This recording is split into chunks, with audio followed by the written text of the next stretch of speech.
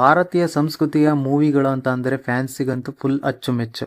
Indian ಸಿನಿಮಾದ most awaited movie ರಾಮಾಯಣದ introduction video ನಿನ್ನೆ ರಿಲೀಸ್ ಆಗಿತ್ತು. ಬನ್ನಿ ಆ ವಿಡಿಯೋ ಇಂಟ್ರೊಡಕ್ಷನ್ ಯಾವ ರೀತಿ ಇತ್ತು, ಸಿನಿಮಾಟೋಗ್ರಫಿ ಹಾಗೆ ಯಶ್ ಅವರ ಪಾತ್ರ ಏನು, ಮೂವಿ ಯಾವಾಗ ಬರ್ಬೋದು ಅನ್ನೋ ನನ್ನ ಅನಿಸಿಕೆನ ನಿಮ್ಮೊಂದಿಗೆ ಶೇರ್ ಮಾಡ್ತೀನಿ.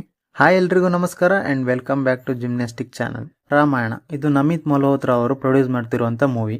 ನಿತೀಶ್ ತಿವಾರಿ ಅವರು ಈ ಮೂವಿನ ಡೈರೆಕ್ಟ್ ಮಾಡ್ತಿದ್ದಾರೆ.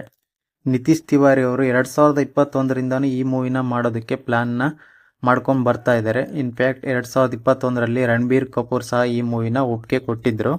ಹಾಗೆ ಅದೇ ರೀತಿ ಪ್ಲಾನ್ನ ಎಕ್ಸಿಕ್ಯೂಷನ್ ಮಾಡಿದ್ದಾರೆ ಅಂತ ಹೇಳ್ಬೋದು. ಮೋಸ್ಟ್ ಅವೈಟೆಡ್ ಇಂಟ್ರೊಡಕ್ಷನ್ ವಿಡಿಯೋ ಅಂತಾನೆ ಹೇಳ್ಬೋದು ಈ ಒಂದು ರಾಮಾಯಣ ಚಿತ್ರದ್ದು. ಅದು ನಿನ್ನೆ ತಾನೇ ಬಿಡುಗಡೆ ಆಗಿದೆ ಯೂಟ್ಯೂಬ್ನಲ್ಲಿ.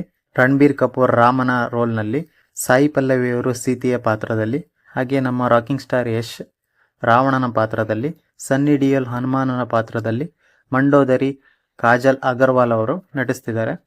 ಇಂಟ್ರೊಡಕ್ಷನ್ ಸ್ಟಾರ್ಟ್ ಆಗ್ತಿದ್ದಂಗೆ ಅಲ್ಲಿ ಬ್ರಹ್ಮ ವಿಷ್ಣು ಹಾಗೆ ಶಿವನ ಗ್ರಾಫಿಕ್ಸು ಅಲ್ಲಿ ಮೂಡ್ ಬರ್ತವೆ.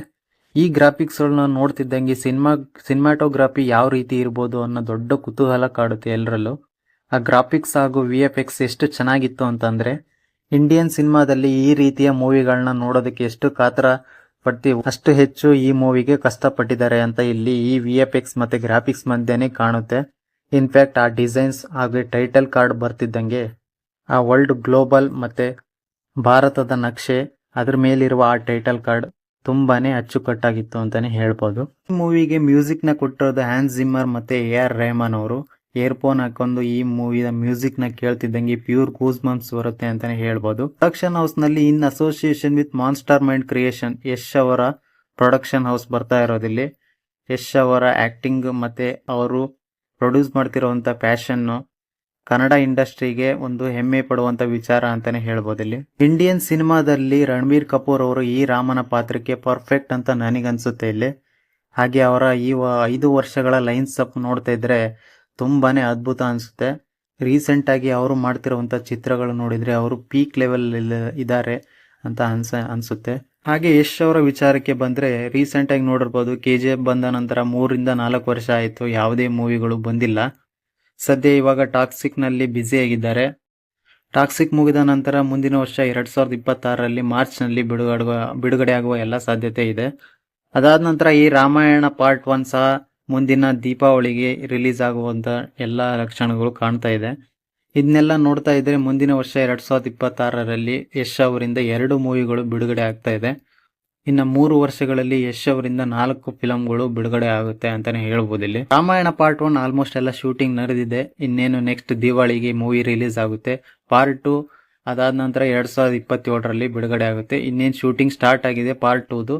ಅದು 2027 ತುಂಬಾನೇ ಲೇಟ್ ಅನ್ಸುತ್ತೆ ಅಂತಾನೆ ಹೇಳ್ಬೋದು. ಟಾಕ್ಸಿಕ್ ಇನ್ನೇನು ಜನವರಿಯಿಂದ ಪ್ರಮೋಷನ್ ಸ್ಟಾರ್ಟ್ ಮಾಡ್ತಾರೆ. ಮಾರ್ಚ್ನಲ್ಲಿ ಬಿಡುಗಡೆ ಆಗುವ ಎಲ್ಲ ಸಾಧ್ಯತೆಗಳು ಕಾಣ್ತಾ ಇದೆ. ನಾವೆಲ್ಲ ನೋಡಿದೀವಿ ಯಶ್ ಅವ್ರನ್ನ ಆಕ್ಷನ್ ಪೋಸ್ ಸೀಕ್ವೆನ್ಸು KGFನಲ್ಲಿ ಯಾವ ರೀತಿ ಆಕ್ಷನ್ಸ್ ಫಿಲ್ಮ್ಗಳನ್ನೆಲ್ಲ ಮಾಡಿದ್ದಾರೆ. ಈ ರೀತಿಯ ಫಿಲ್ಮ್ಗಳನ್ನು ಕನ್ನಡದ ಇಂಡಸ್ಟ್ರಿ ಬಿಟ್ಟರೆ ಬೇರೆ ಯಾವುದೇ ಇಂಡಸ್ಟ್ರಿ ಫ್ಯಾನ್ಸ್ಗಳು ನೋಡಿರೋಕ್ಕೆ ಸಾಧ್ಯ ಇಲ್ಲ. ಕನ್ನಡದಲ್ಲಿ ಗಜಕೇಸರಿ ಎಂಬ ಮೈಥಾಲಜಿಕಲ್ ಮೂವಿ ಬಂದಿತ್ತು.